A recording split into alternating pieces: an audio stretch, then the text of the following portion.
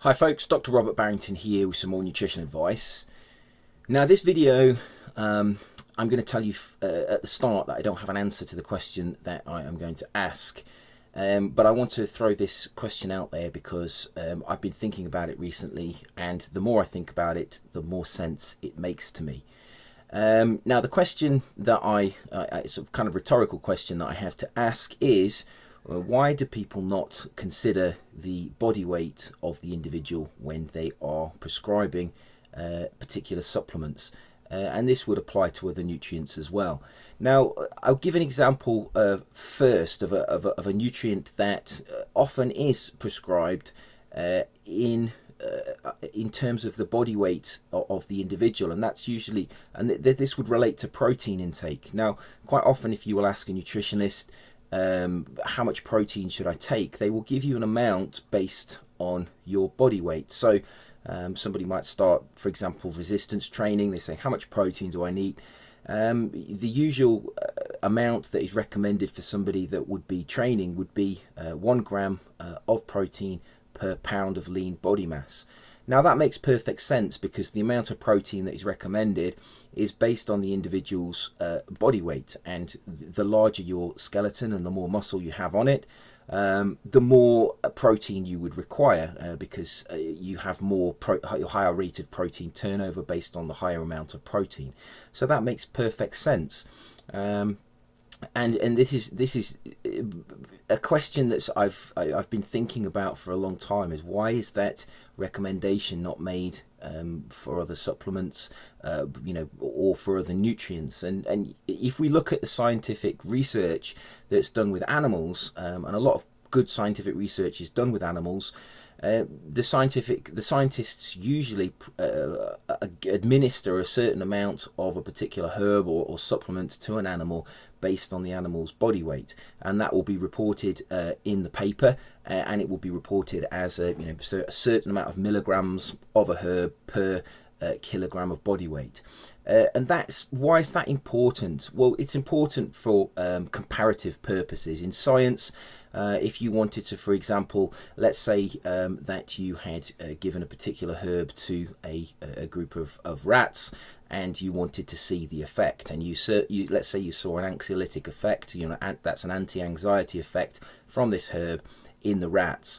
If you wanted to repeat that experiment, you might, for example, have rats that were of slightly different weights, and that would, if you didn't know the amount of supplement that the original researcher has given per weight of rat, you might actually over or underdose the rats based on their body weight.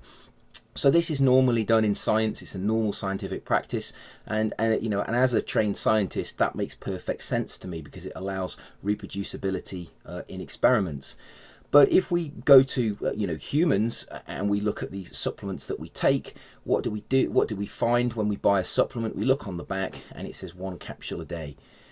Now, the more I think about this, the more I think that's crazy. It doesn't make sense to me. I understand that it would be very difficult for the manufacturers to say so many milligrams per kilogram of body weight, because firstly, I don't think most of the people in the public would understand how to calculate that, or what the purpose was, and so this keeps it very easy for the manufacturers. It keeps it at a safe level. But if you're, for example, a very active person, let's say you are a male, very active, you have a large body weight, if you're in that category and you go and buy a multivitamin and you look at the instructions on the multivitamin, and it will say something along the lines, after giving you all of the information of what is in that vitamin, it will tell you to take 1 a day. Now let's assume somebody else goes into the shop and picks up the same multivitamin, and let's assume that person has a much lower body weight. Let's perhaps assume that they're female. Is really and they will read through obviously the back of the multivitamin, and it will say exactly the same, take 1 a day. Now clearly the nutrient requirements between different people vary greatly, but there is also a relationship between the amount of nutrients you need and the size that you are. Somebody that's larger clearly needs more calories, they need more energy, and because they have more energy, an energy requirement, they also have a higher requirement usually for particular nutrients. Now I know that's not always true because there is genetic variation within that relationship, but that's a as a broad rule in nutrition, the larger you are, the more nutrients you need.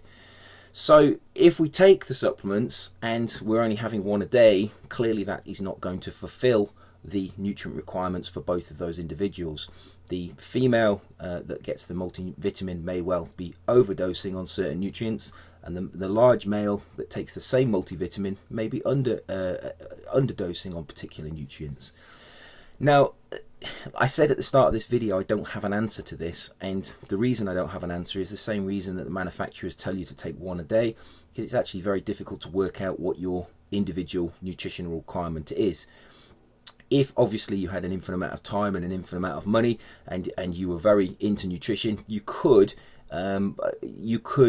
try and find out answers to how much of each particular nutrient you required. There are tests you could take. You could measure your blood levels, you could measure particular enzyme levels, and you would get a rough idea of how much each nutrient you require. You could over time you could work out exactly how much you need.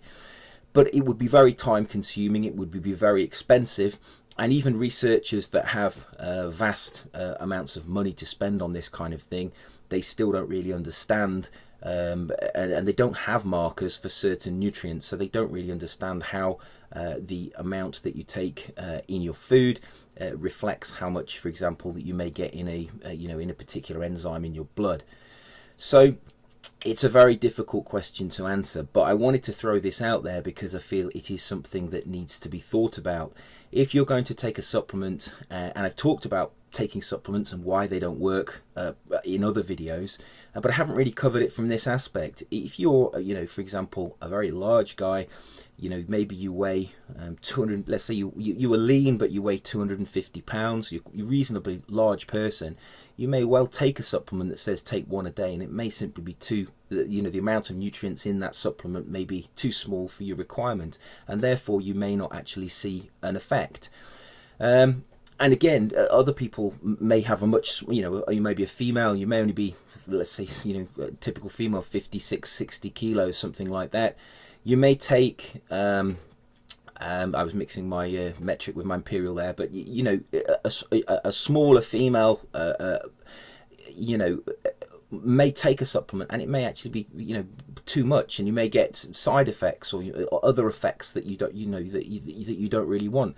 And let's not forget that herbs, for example, often have biphasic effects. So at small doses you can get a sedative effect with no anxiolytic effect, and then at higher doses you can get an anxiolytic effect with no sedative effect. And therefore taking that supplement, two different people with two different body weights, one person may get a sedative effect and one person may get an anxiolytic effect.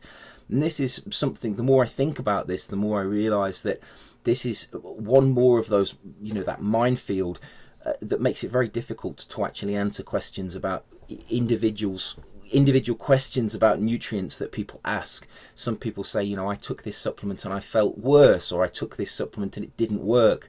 And it's very difficult unless you work with a nutritionist or you become your own nutritionist to be able to answer those questions. And nutrition is a very complex science, and I think sometimes people underestimate the complexity of it. If you're dealing with a herb that has a biphasic effect, and you have, you're given a very general understanding about that herb to say, well, it has anxiolytic effects, it's good for anxiety. Well, that's very interesting, but many of these animal studies that are done, they find these dual effects, and they find sedative effects at a particular dose and then no sedative effects at a higher dose, but the effects change. And this is clearly going to happen between individuals because of genetic differences, but the body weight factor is obviously a big factor as well. And it's really something that needs to be taken into consideration. And I've been thinking about the complexity of, a multivitamin. It's got all of those different nutrients in it, so they're a fixed ratio within the tablet, and that makes it very difficult to actually get the correct dose that you need of any of those nutrients. Because if you're very large, you may well be getting too little of some of the nutrients, but you may require higher amounts of one nutrient over another. And if that ratio within the multivitamin is fixed, because there's a fixed amount of nutrients in there, it's very difficult actually to adjust the amounts that you require. And this is another problem with this one size fits all nutrition. And I guess this is the one of the advantages that I see to using food rather than supplements. And I have repeatedly said this on my videos, that I think food is a much better way to get your nutrients. And the reason that that is a better way to get your nutrients is because the nutrients automatically, usually in foods, will increase as the energy intake increases. So if you're getting all of your nutrients from food, you eat more food, you tend to get more of the micronutrients as well. So you'll get more vitamins and more minerals. And so the ratio does change with your food. With a supplement, that doesn't happen. If you take one multivitamin, you take one multivitamin. And as your energy intake goes up, let's say you work outside, you work physically active outside all day, as your nutrient requirement goes up, you're still only taking one multivitamin a day, and therefore there isn't that balance that you get from the food. And this is the problem that we have in nutrition, that food is generally devoid of a lot of the nutrients we require. So a lot of people are turning to supplements, and that can often be a little bit hit and miss. And I just wanted to make this video to make to make it very clear to people. I get a lot of questions about, will this work? How does this work? And these questions are so difficult to answer. If you don't know the person and you're just answering a brief question in a comment on a YouTube video, it's often very difficult to actually give a very definitive answer, because of these, this general principle that supplements and the type of the type of nutrients people are asking these questions about. Quite often they have biphasic effects. They have different effects in different people, and it's actually very difficult to work out how much of that nutrient you require. But if you have a look at the scientific literature, the scientists are absolutely clear. They always use a particular amount of a supplement, a particular amount of a herb, a particular amount of a nutrient, and they base it on the body weight, or they should base it on the body weight of the animals that they're testing it on. And they will do the same in humans as well, if they can. It's not always possible to weigh out particular nutrients. Sometimes it becomes very difficult, but when they can, scientists will usually administer an amount per body weight. Now, that's not to say they always do it. They usually do it, and they should really do it, but sometimes it is quite difficult to do that. If, for example, you're giving a supplement to somebody and it's a particular brand of supplement, and you're asking the participant in the study to go home and take the supplement, if they're in the laboratory, you can weigh it out for them, put it on a small piece of paper and ask them to take it. You can't do that if they're going to take it at home, and therefore some studies can't do that. They will just give a tablet. And this again relates to the fact that this may relate to the differences we see in the scientific studies. Some scientific studies don't see effects. Does that relate to the fact that they've not actually calculated the amount of this supplement accurately that the person requires? Some studies will even do a preliminary study to work out the amount of a supplement a person will require based on their blood levels. So they'll maybe split them into quartiles, for example, and those people with the lowest blood level may get the most supplement. So this is what the lengths that some researchers will go to in order to be able to actually dose the individual correctly with the amount of nutrients they need. Because if a herb is effective, let's go back to being an anti-anxiety. That can be a very effective treatment. Let's say it was researched on animals and found to be effective, researched on humans, found to be effective. If you go and buy that supplement and you're not taking enough of it, it won't be effective. But that doesn't mean it doesn't work. It doesn't work in your case because you haven't administered the correct dose. And this is a real problem with nutrients and with nutrition. How much do you need, and are you taking enough, or are you taking too much? And this is something really that you have to experiment with yourself. And this is why I set up this channel, to be able to educate people and try and help people to understand that you have to be your own nutritionist. It's very difficult unless you work very closely with somebody who is a trained nutritionist, for them to actually help you. Asking questions of somebody remotely, or even just asking a nutritionist in a very in a short period of time. Unless you work with them over a long period of time, it becomes very difficult to actually answer those questions and actually see how these nutrients are affecting you.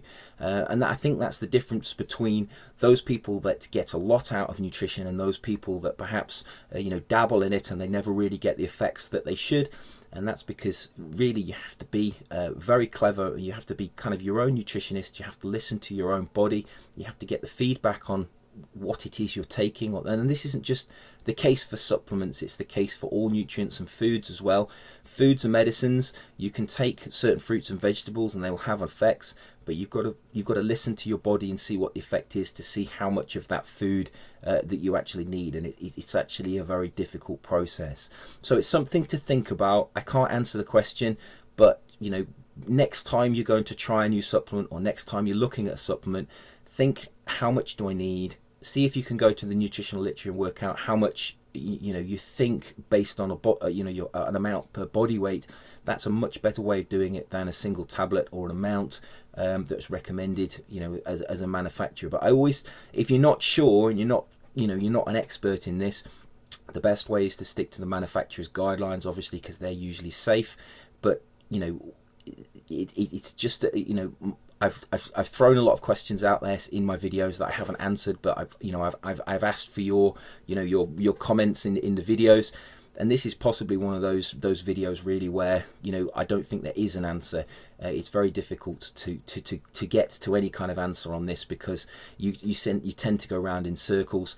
We haven't all got the time to do this, we haven't all got the money to do this, and therefore sometimes it's a little bit hit and miss. So if something doesn't work for you, as I've said previously, it may just be not the supplement for you, but it could quite easily be that actually you're not taking enough of the supplement, or maybe you're taking too much of it. So I hope you found that interesting. As always, eat well, stay healthy, and protect yourself, and I will see you soon for another video. Take care.